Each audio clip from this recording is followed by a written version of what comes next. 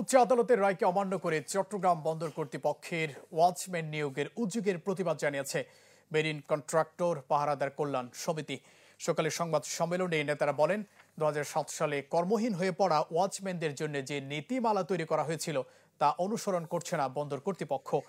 এমনকি উচ্চ আদালতের রায়কে বৃদ্ধাঙ্গুলি দেখিয়ে বাইরে থেকে জাহাজের ওয়াচম্যান নিয়োগের পায়তারা চালাচ্ছে, যা অবৈধ। বন্দর কর্তৃপক্ষের এমন অন্যায্য সিদ্ধান্তের কারণে প্রায় 500 ওয়াচম্যান কর্মহীন হওয়ার আশঙ্কা দেখা দিয়েছে। এ বিষয়ে সরকারের হস্তক্ষেপ কামনা করেন মেরিন কন্ট্রাক্টর পাহারাদার কল্যাণ সমিতির সভাপতি নজরুল ইসলাম ও সাধারণ সম্পাদক মনির হোসেন। দেশের বর্তমান পরিস্থিতিতে এখন কর্মকাণ্ড দুর্বিসন্ধিমূলক ও আইন বিরোধী উস্কানিমূলক সাংঘর্ষিক।